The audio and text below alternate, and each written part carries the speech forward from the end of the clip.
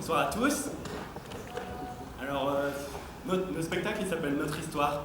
Bon, je sais, comme ça, vous pouvez un peu vous attendre à une relecture sur l'histoire de notre pays depuis des temps ô combien lointains répétés dans les livres d'histoire. Mais non. Notre histoire, c'est notre histoire. Et elle n'est pas banale. Imaginez, une bande d'adolescents qui vous racontent leurs impressions et leur vécu sur cette histoire que nous avons tous appris à l'école et sur laquelle nous nous sommes tous déjà demandé.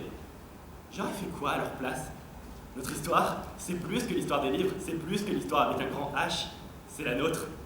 Bon spectacle.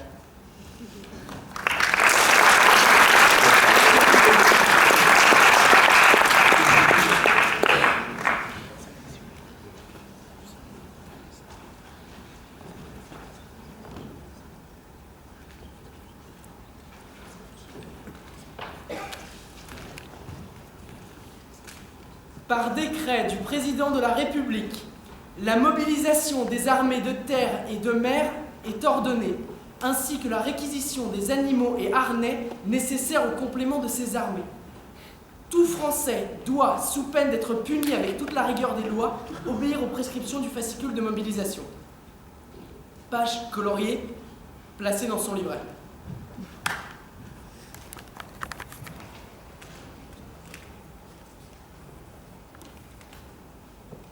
Septembre 2020, l'année de mes 21 ans. Je suis avec mes potes et on vient de lire l'ordre de mobilisation générale pour la 3e guerre mondiale. J'ai rien demandé à personne. Cette fois, c'est mon tour d'y aller.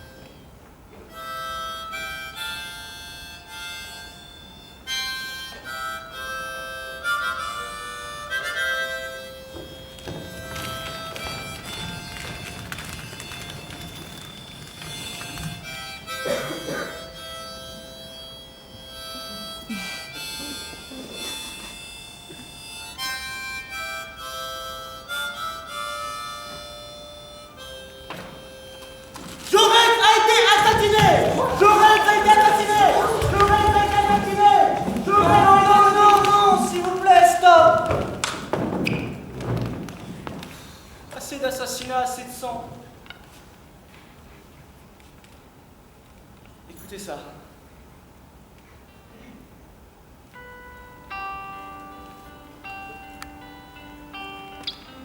Madame,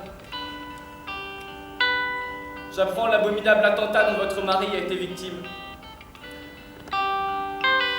Jaurès avait souvent été mon adversaire, mais j'avais une grande admiration pour son talent et son caractère.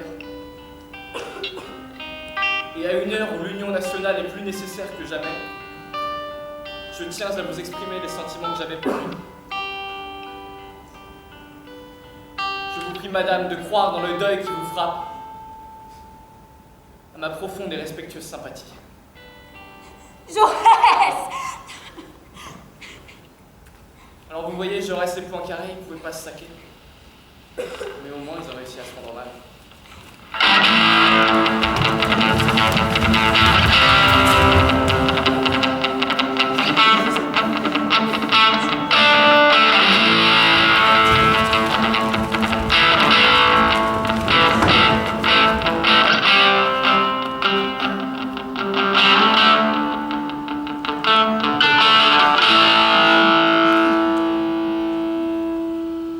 Je m'arrache aux délices de la voile pour chausser la godasse à clous.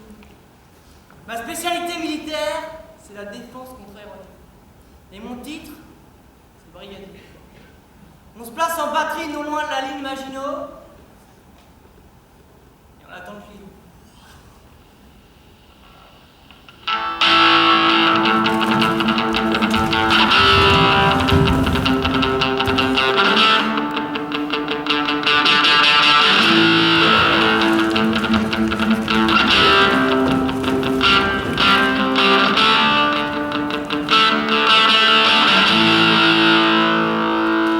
Un matin, dans le ciel gris, un petit homme se dirige vers nous.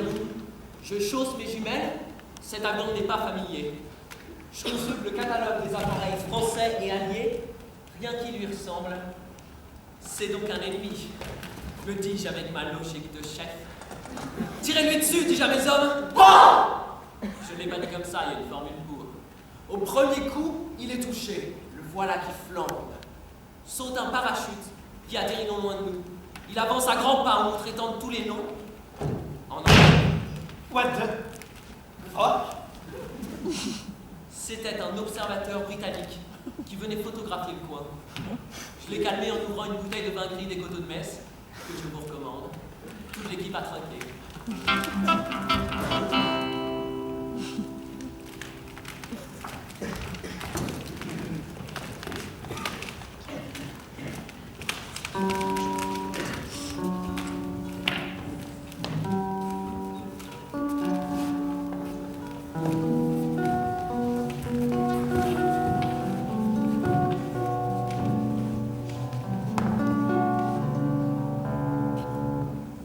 Mes chers enfants, quel bonheur de vous parler ce soir de Noël. Je sais qu'aujourd'hui tout n'est pas gai pour les enfants de France, mais je vais vous dire des choses de fierté, de gloire, d'espérance. Il y avait une fois la France. Vous savez, les nations sont comme des dames, plus ou moins belles, bonnes et braves. Mais parmi les dames des nations, jamais aucune n'a été plus brave, ni meilleure, ni plus belle que la France.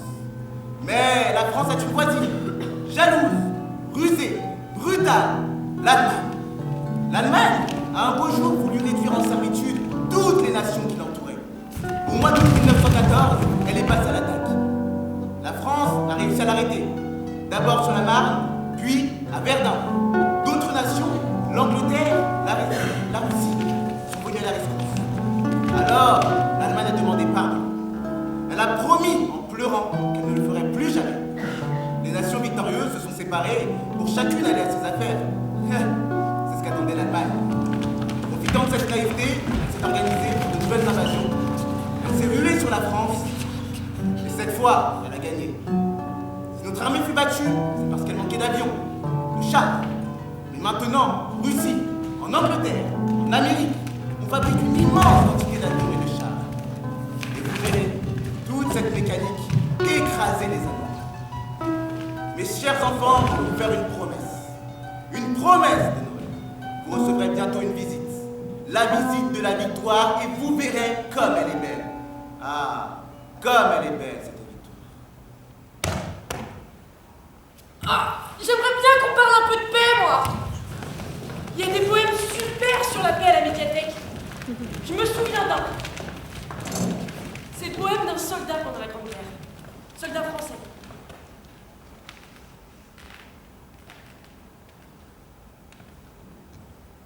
Le général nous a dit le doigt dans le trou du cul. L'ennemi est par là. Allez, c'est pour la patrie. Nous sommes partis, le doigt dans le trou du cul. La patrie, nous l'avons rencontrée. Ils nous ont cassé les tibias, le doigt dans le trou du cul. Dévoré l'estomac,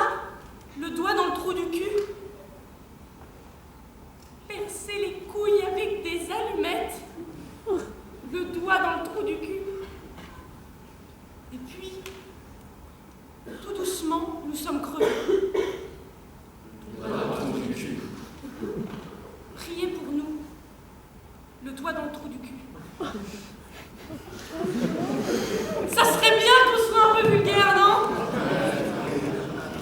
Le 13 novembre 2015, je suis restée scotchée devant ma télé jusqu'à 3 heures du matin. En fait, je me rendais pas vraiment compte de ce qui se passait. Moi, j'étais assis devant ce que Pomera appelait la fin de Louis, mais que j'appellerais moi le début de notre liberté. Je crois que j'étais pas sur Terre. Des trucs comme ça, c'est pas possible. J'étais prise entre illusion théâtrale et dramatique réalité. J'étais bouleversée et terrorisée. J'étais endormi. Moi, j'ai franchement rien ressenti. J'étais anxieux pour un ami. J'étais au théâtre. J'étais content de pas aimer le métal. J'étais pas surpris et j'avais pas peur. Mais je savais que j'étais en train de vivre un moment important. J'étais jeune, naïf, imberbe. J'étais en train d'essayer d'empêcher mon téléphone d'exploser face à la tonne de messages de mes amis quant à l'après-midi du lendemain que j'avais organisé et qui volait en éclats. Je me demandais combien de familles et combien d'amis réalisaient qu'ils avaient perdu quelqu'un qu'ils aimaient. J'étais coup-ci, coup-ça. Je regardais des gens mourir sur scène. Sauf que j'étais au théâtre. Et en 1789. J'étais exaltée et stressée. J'étais joyeux et insouciant. J'étais prête à me faire exploser. J'étais chez moi et juste avant de me coucher, ma mère m'a annoncé la nouvelle. J'ai cru à une blague parce que ça arrivait trop tôt après Charlie. Mais j'étais trop naïve pour croire qu'on allait nous laisser tranquilles. Mais oui, parce que moi j'avais soif d'espoir. À ce moment-là précis. J'étais terrorifiée. Et puis, pendant la semaine qui a suivi les attentats, j'ai parlé par SMS avec ma grand-mère. Je lui disais que j'étais pas très bien et elle me disait... Colline, c'est con. Enfin, c'est ma grand-mère, donc bien sûr, elle me l'a pas dit comme ça. Ami, entends-tu le vol noir des corbeaux sur une plaine? Ami, entends-tu les cris sourds du pays qu'on enchaîne? Ohé paysans, ouvriers et partisans, c'est l'alarme. Sortez de la mine, descendez des collines camarades. Sortez de la paille les fusils, la mitraille, les grenades. Ohé les tueurs, à la balle et au couteau, tuez vite. Ohé saboteurs, attention à ton fardeau, dynamite. C'est nous qui brisons les barreaux des prisons pour nos frères. La haine à nos trousses, c'est la faim qui nous pousse la misère. Il y a des pays où les gens creux des livres pour des rêves. Ici, nous, vois-tu, nous on marche et nous on tue, nous on crève. Ici, chacun sait ce qu'il veut, ce qu'il fait quand il passe. Ami, si tu tombes, un ami sort de l'ombre à ta place. Demain, du sang noir séchera au grand soleil sur nos routes. Sifflez, compagnons, dans la nuit, la liberté nous écoute. Ami, entends-tu les vols noirs des corbeaux sur nos plaines? Ami, entends-tu les cris sourds du pays qu'on enchaîne? Le chant des partisans, ce n'est pas une chanson triste, c'est une chanson sur l'espoir. Anecdote! C'est l'histoire d'un mec qui est blessé à la première guerre et enfermé à Göttingen. Lui, il déteste la guerre et il adore l'art. Durant sa détention, sa femme lui envoie des poulets avec des fils à l'intérieur, avec lesquels il brode les drapeaux de la Russie, la France, l'Angleterre et l'Italie. Et sa fille, aujourd'hui, elle est brodeuse. Et les Allemands défilent dans la paix. Tout le monde est aux fenêtres. Un officier SS voit une Bretonne absolument magnifique. Il sort du rang et va la saluer. La jeune femme lui crache au visage. Il lui sourit, salue une seconde fois et retourne dans le cortège. Ah, ok, non, ok. Paul aime Manolo, et Manolo aime Paul. Mais un jour, Manolo part à la guerre. Paul décide de le rejoindre et de traverser toute l'Europe pour lui apporter des lettres. Mais à la frontière allemande, un officier lui demande d'ouvrir ses bagages et voit les petites culottes de Paul. Il rougit, n'ajoute pas un mot et la laisse passer. C'est une toute petite fille aux cheveux blonds, à qui les officiers allemands, défilant sur leurs grands cheveux noirs, proposaient du chocolat. La petite fille n'en voulait. Elle avait dressé une chèvre qui, lorsque les officiers allemands se baissaient pour lui offrir la friandise, leur fonçait comme en avant dans le postérieur. Une petite chèvre pour se défendre des grands méchants allemands. C'est l'histoire d'une jeune fille qui, pendant la Seconde Guerre mondiale, fabrique des barricades avec sa sœur. Un jour, il y a un coup de sifflet, des détonations. Un jeune Allemand se jette sur elle et la recouvrant de son corps, la protège d'une mort certaine. Il meurt. Elle était française et un Allemand lui a sauvé la vie. C'est un jeune homme, adolescent. Son père est juif et les Allemands le confondent avec celui-ci, l'arrêtent et l'emprisonnent. Une rumeur circule qu'il est trop jeune et que du coup ils vont devoir le faire sortir. Tous les prisonniers s'empressent alors de lui remettre des lettres qu'il glisse dans ses chaussettes. Il a très peur lors du contrôle. On vérifie ses chaussettes. Heureusement, il passe sans encombre. Et une fois dehors, il distribue toutes les lettres. 20 ans après, il reverra les prisonniers qui lui ont confié leurs lettres. Mais jamais il ne leur avouera qui il était. Il ne voulait pas qu'ils se sentent redevables. C'est un groupe, pendant la Seconde Guerre mondiale, sous l'occupation, qui héberge les Allemands. Un jour, une bombe éclate dans le champ d'à côté et tue tout un troupeau de vaches. L'homme récupère une des vaches mortes et donne à manger à tout le lotissement. Mais en secret, car s'il s'était fait attraper, il aurait été fusillé. Viens à toi!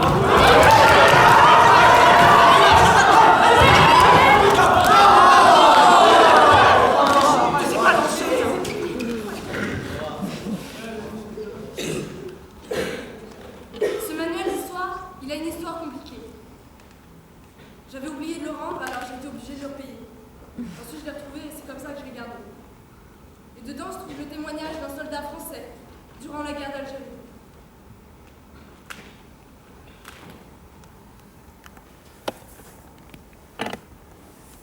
Chers parents, nous sommes saufs.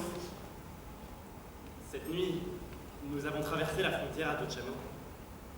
Nous sommes maintenant chez les parents du jeune que j'ai délivré. Il a 20 ans, il s'appelle Mohamed. La joie qu'ont eu les siens à le revoir alors qu'il le croyait mort m'a payé au centuple pour tout ce que l'avenir me réserve de mal. Quoi qu'il me réserve, je ne regretterai pas ce que j'ai fait, car je ne me suis jamais senti aussi en paix avec moi-même, et aussi bien. Jaurès disait, l'homme libre, c'est celui qui va jusqu'au bout de ses convictions. Je suis allé jusqu'au bout, et je suis déterminé à y rester. On y dort bien. Papa, tu sais bien que je n'ai jamais trahi mon pays, mais que bien au contraire, c'est aujourd'hui que je le sers en empêchant les Algériens de haïr cette France qu'ils ont aimée. Parmi eux, je suis la preuve que tous les Français ne sont pas des colonialistes et tous les paras des SS. Si j'avais agi autrement, si j'avais laissé assassiner Mohamed, je crois bien que jamais je n'aurais pu te regarder en face. Le résistant qui m'a crié « Ne deviens pas un Boche !» Je sais que tu es avec moi. J'en suis sûr. Mais j'aimerais que tu me le dises. Après ça, quoi que l'on me fasse, quoi que l'on me dise, rien ne pourra entamer ma joie. La joie de te savoir à mon côté est celle que procure la certitude d'avoir raison. Dans les jours à venir, nous aurons raison. Je vous aime et vous embrasse. Noël. Madame la Présidente, c'est parce que je suis une femme et une mère de famille que je prends la liberté de m'adresser à vous, puisque l'on vous appelle la première dame de France. Mon mari avait écrit au général de Gaulle au début d'octobre dernier, et la lettre n'a pas dû parvenir car elle est restée sans réponse. Il s'agit d'un drame intimement lié au destin et à l'honneur de notre pays, et qui prend pour une mère, vous le comprendrez, l'essence d'une tragédie personnelle. Mon fils fit son service militaire en Algérie, et fut rappelé sous les drapeaux en qualité de sergent du 8e régiment des chasseurs parachutistes. Le 26 août 1956, ayant assisté à l'assassinat d'un prisonnier projeté d'un hélicoptère en vol, il se vit confier la garde d'un second prisonnier, promis au même sort le lendemain matin. Nous avons élevé nos enfants en honnêtes gens et en bons français. Mon mari et moi sommes donc responsables et nous ne rougissons pas de ce qui s'est passé alors. Plutôt que de devenir criminel de guerre, Noël a désobéi à ses chefs qui n'étaient finalement, comme le général de Gaulle l'a dit, que des enfants perdus. Noël a déserté. Il a libéré le prisonnier et a rejoint l'étranger. Les années passent. Notre fils a maintenant 31 ans et est obligé d'attendre en dehors que son pays veuille bien de lui. C'est douloureux et aussi profondément injuste car il a agi en homme d'honneur et en patriote. La situation est telle que seul le président peut mettre fin à ce drame. C'est pourquoi je me suis permise de vous faire remettre cette lettre, convaincue que vous jugerez utile de la lui remettre. La France est sortie du drame algérien. Des amnisties ont eu lieu qui tournent une page d'histoire. Il existe pourtant dans les Charentes une mère malade qui attend son fils et qui se tourne vers vous pour obtenir justice. Aimée Favrelière.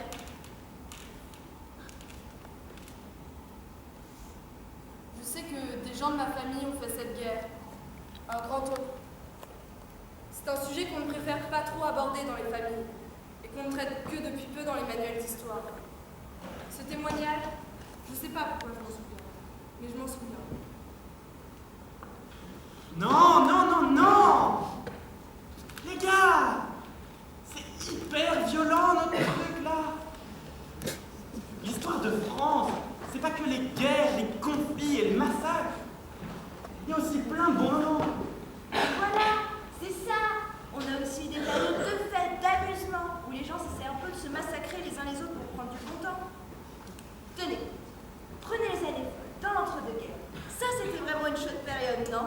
Mais oui, à cette époque-là, les gens étaient heureux. Ça remuait dans les chaumières. Ils étaient heureux. Ils ne voulaient plus penser aux guerres, armes, conflits, massacres, équipages et autres joyeusetés dont ils causaient depuis le début. Et ça dansait plutôt bien en plus. Et si ça se trouve, plein de ceux qui se sont retrouvés ensuite dans les camps, avant, ils avaient enchaîné les pas de danse.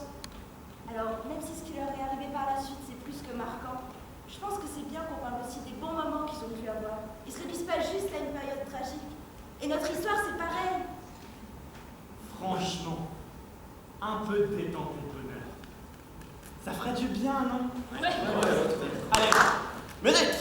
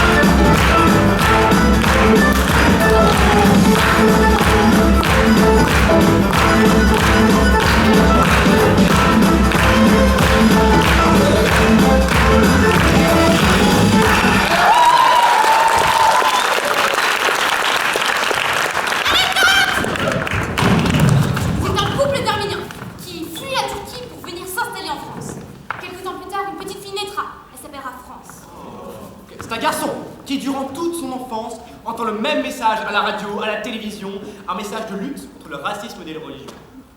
Nous sommes tous Gaulois. Lui, il y croyait. Jusqu'au jour où, en grandissant, il se rend compte que sa mère est norvégienne et son père grec. C'est une femme, née en Tunisie. Mais elle a passé toute son enfance en Algérie.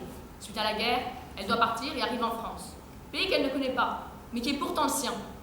Depuis, elle ne s'est jamais réchauffée et a toujours froid en France. C'est l'histoire d'un jeune homme qui, c'est l'histoire d'un jeune homme qui vit en Amérique, où sévit la ségrégation. Il participe au débarquement en Normandie et à la libération, et pour la première fois de sa vie, il se sent comme un homme en France. Regardez les noms de famille. Moi, c'est uni. Un, ça veut dire barbare. Ou en fait, ça peut dire huguenot, protestant. Donc en gros, je suis une barbare protestante. En fait, quand les noms de famille sont des prénoms, moi par exemple je m'appelle Jean, ça veut dire qu'à l'origine, l'enfant était un enfant vagabond, un enfant abandonné. Bon ok, en vérité un fils ou fille de prostituée. C'est un couple avec un enfant qui quitte la Turquie pour venir vivre en France. La petite fille, qui sait déjà parler le turc et l'arménien, apprend le français à l'école. En avance sur ses camarades, c'est elle qui aide les étrangers dans l'apprentissage de la langue. Ok, moi, c'est une petite fille dans un ascenseur qui tient la main de son père. Elle descend du 7e étage. Au 5e, l'ascenseur s'arrête et les portes s'ouvrent. Un homme y entre. Et la petite fille demande à son père: Papa, pourquoi il est marron, le monsieur? C'est un film américain qui se passe à Casablanca pendant la Seconde Guerre mondiale. Des Français et des Allemands sont réunis dans une sorte de café. Les Allemands se mettent à chanter. Alors, un résistant, qui n'est pas français mais polonais, se lève tout seul et il chante la Marseillaise.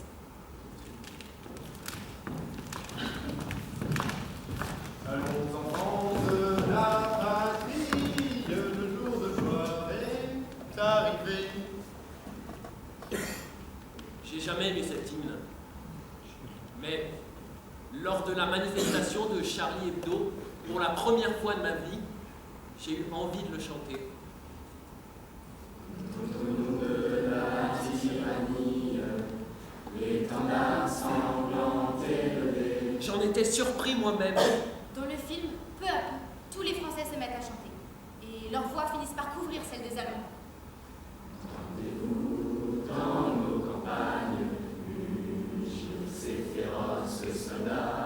Ce jour-là, j'étais heureux aussi que plein d'autres gens aient envie de le chanter avec moi.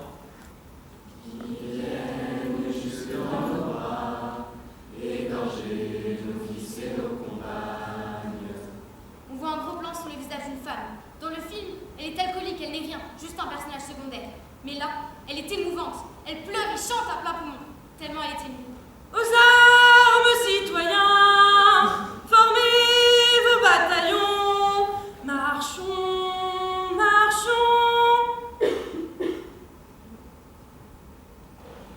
Ce que je me demande, c'est si j'aurais encore envie de le chanter aujourd'hui. Qu'un sang impur abreuve nos sillons. Non, je crois que ça ferait vraiment trop bizarre. En fait, la Marseillaise, on ne peut pas la chanter comme ça, sans que ça fasse bizarre. Il faut avoir une occasion.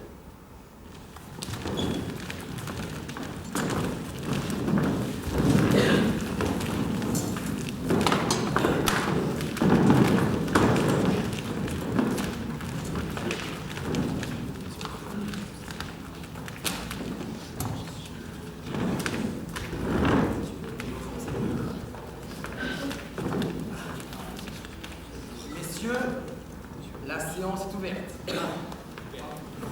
La parole est à monsieur Augustin. Non, messieurs, il ne faut pas se dissimuler qu'aucune solution sociale, politique, religieuse ne sera possible tant que les femmes n'auront pas donné leur adhésion. Ceux qui craignent qu'elles exercent une influence réactionnaire se méprennent doublement. D'abord, ils oublient que ce n'est pas détruire une résistance que de la dissimuler. C'est le droit des femmes de donner une expression politique aux sentiments et aux pensées que la vie sociale fait naître en elles. Tout à fait, tout à fait. Le projet de loi d'instituer le suffrage des femmes ne sera pas accueilli par l'indifférence et la raillerie. C'est vrai. C'est un moment important de l'évolution sociale. C'est pourquoi je rappelle aux femmes et aux jeunes filles âgées d'au moins 21 ans que le gouvernement nous donne enfin ce droit de vote. Ne négligeons pas notre devoir. Vous aurez accordé à la femme les droits politiques. Vous aurez introduit dans le foyer les querelles, les dissensions et le désordre. Vous aurez détruit l'unité familiale. Tant pis pour les enfants. Adieu la douceur du foyer. La mère de famille, vraiment française, se contente de la place qui lui est impartie par la nature. Épouse dévouée, mère toujours prête au sacrifice, elle veut s'en tenir là. On est où là? Bon, prenez place. Mesdames, maintenant que vous avez ce droit, eh bien j'invite mesdames les députées à prendre place.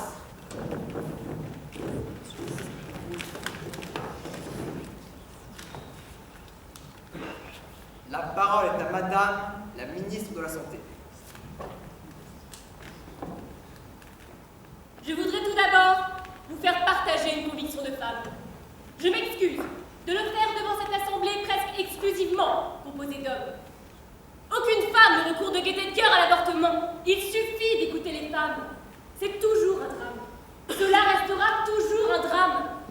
C'est pourquoi, si le projet tient compte de la situation de fait existante, s'il admet la possibilité d'une interruption de grossesse, c'est pour la contrôler et autant que possible en dissuader la femme. Mais en morale, l'avortement demeure une œuvre de mort. Vous faites tout bonnement le choix d'un génocide. Absolument. Celles qui se trouvent dans cette situation de détresse, qui s'en préoccupe?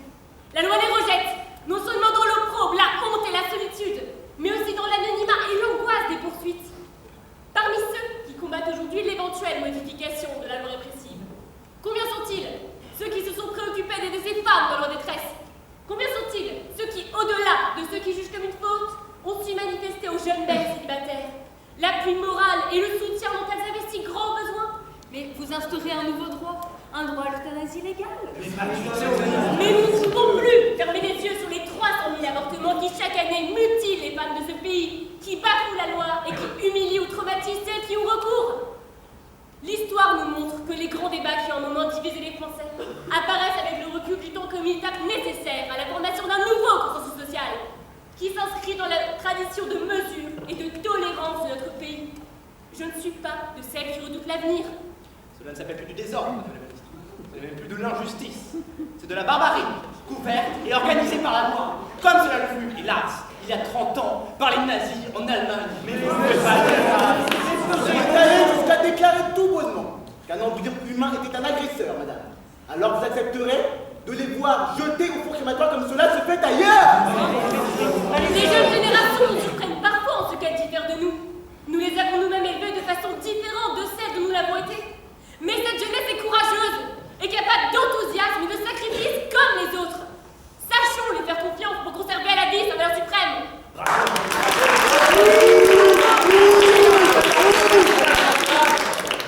Merci madame la ministre pour ce discours qui, je n'en doute pas, marquera notre histoire. J'appelle à présent les candidats à l'élection à se présenter devant nous, de façon à ce que nous puissions entendre ce qu'ils ont à dire. Premier candidat, je vous prie.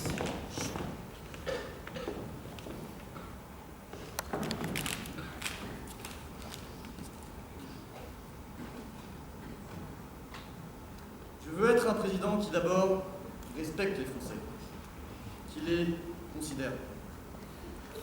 Un président qui ne veut pas être président de tout, chef de tout, et en définitive responsable de rien. Moi, président, je ne traiterai pas mon Premier ministre de collaborateur. Moi, président, je ne participerai pas à des collectes de fonds pour mon propre parti dans un hôtel parisien.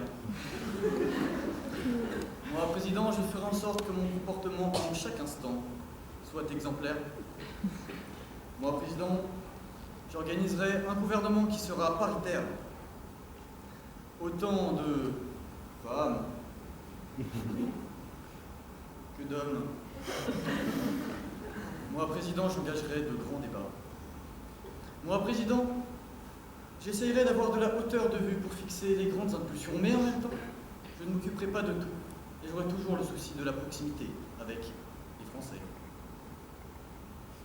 Il y a des conflits dans le monde, sur la planète, les enjeux de l'environnement, du réchauffement climatique. Bien sûr, le président doit être à la hauteur de ces sujets-là. Mais il doit aussi être proche du peuple, être capable de le comprendre. Merci. Second candidat, s'il vous plaît.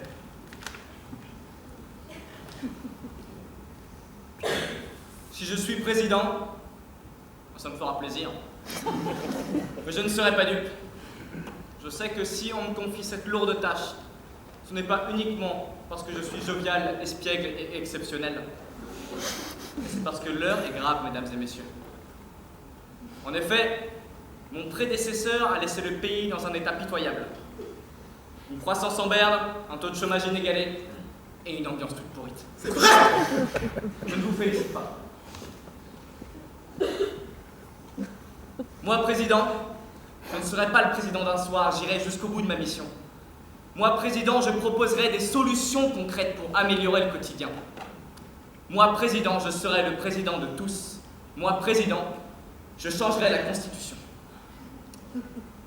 Article 1. Le président sera élu à vie. Article 2.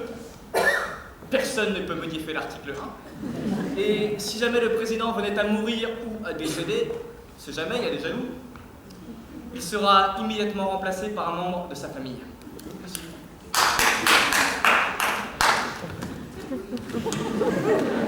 J'appelle à présent le dernier candidat, s'il veut bien se présenter devant nous.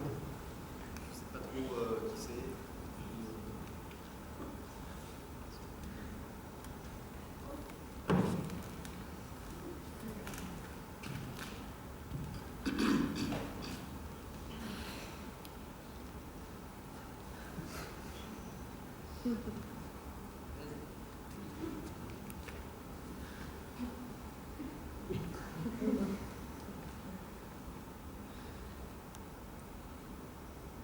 J'appelle les fainéants, les crasseux, les drogués, les alcooliques, les pédés, les femmes, les parasites, les jeunes, les vieux, les artistes, les taulards, les gouines, les piétons, les arabes, les apprentis, les noirs, les cheveux, les français, les fous, les travestis, les anciens communistes, les abstentionnistes convaincus, tous ceux qui ne comptent pas pour des hommes politiques, à voter pour moi, à s'inscrire dans leur mairie et à colporter la nouvelle. Tous ensemble pour la foutre en cul!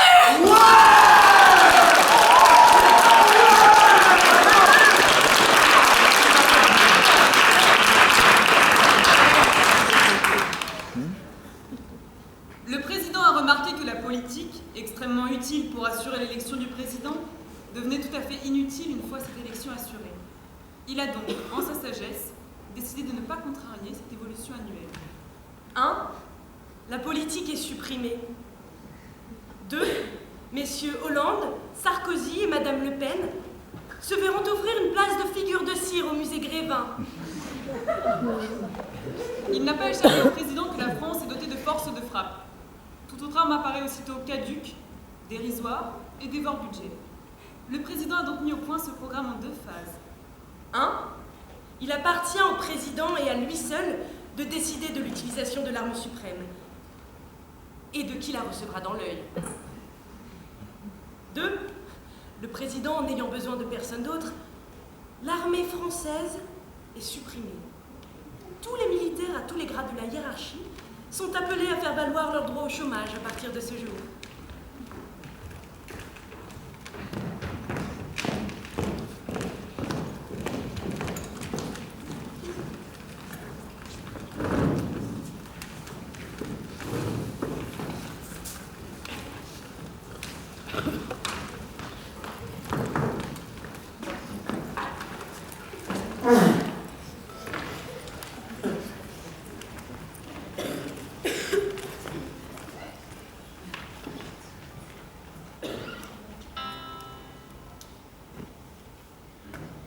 Kabyle de la Chapelle et des pieds de Javel, hommes de pays loin, au bail des colonies, petits musiciens, c'est les adolescents de la porte d'Italie. Bouillon de la porte de Saint-Ouen, apatrides d'Aubervilliers, brûleurs des grandes ordures de la ville de Paris. Ébouillanteurs des bêtes trouvées mortes sur pied au beau milieu des rues, Tunisiens de Grenelle, embauchés, débauchés, manœuvre désœuvrée, manœuvre désœuvrée.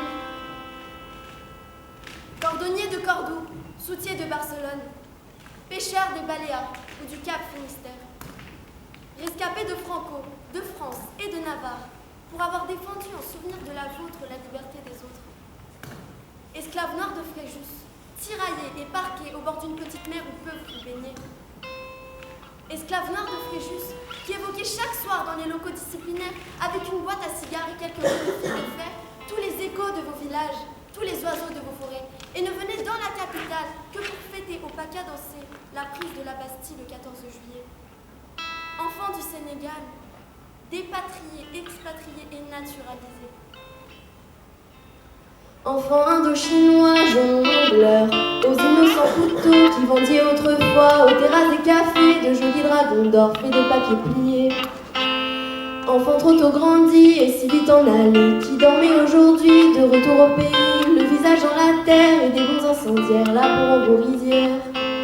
On vous a renvoyé la monnaie de vos papiers dorés, on vous a retourné vos petits couteaux dans le dos.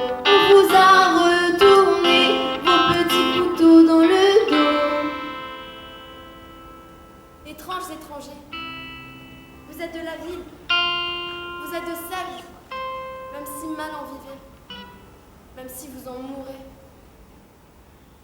Je ne suis pas une utopie, je suis une réalité. J'ai 12 étoiles. Je suis 147 territoires. Je suis 742 millions de gens. Je suis 150 langues, dont seules 23 sont officielles. J'organise la liberté. Je suis le Vatican, je suis le camp de concentration. Je suis la révolution. Je suis la tragédie. Je suis la Grèce qui s'effondre. Je suis l'Empire latin sous domination allemande. Mes parents étaient des nazis, des humanistes, des découvreurs, des colonialistes. Je suis la haute culture. Je suis l'art. Je suis Beethoven, Wagner, Debussy. Je suis Shakespeare, Molière, Sartre. Je suis le Louvre. Je suis le Festival d'Avignon. Je suis un patrimoine mondial. Je suis Rolls-Royce, Rolex, Montblanc, le Ritz-Carlton. Je suis un jet privé qui transporte Georges Clooney du Festival de Cannes au Festival de Venise. Et je pourrais transporter Georges Clooney partout où il veut et passer avec lui le week-end dans un beau relais et château sur la Côte d'Azur. Je suis le rêve qui devient réalité. Je suis tout ce que vous désirez et je fais mon possible pour maintenir ma richesse. Le 13 novembre 2025, je serai devenue une femme forte, qui n'a plus peur. Je serai... Je sais pas encore, mais j'aurais fait des choix. Oh, et puis merde, moi je serais sur une plage de sable fin, avec des mannequins, du champagne. Je serai toujours là. J'aimerais être devenue une grande personne. Je serai épanouie et au chômage. Je serai le meilleur dresseur. Je serai des journées entières dans mon canapé. Je serais... bourré. Je serai peut-être un peu plus grande. Ça fera déjà 10 ans. Je veillerai à ce que tous les gosses du XXIe siècle se souviennent de ce qui s'est passé. J'espère vraiment que j'aurai de la barbe. Je serais enfermé dans une pièce, à écouter de la musique à fond, à bousiller mes enceintes, comme pour faire éclater les murs et me souvenir de ce qu'ils ont voulu nous retirer.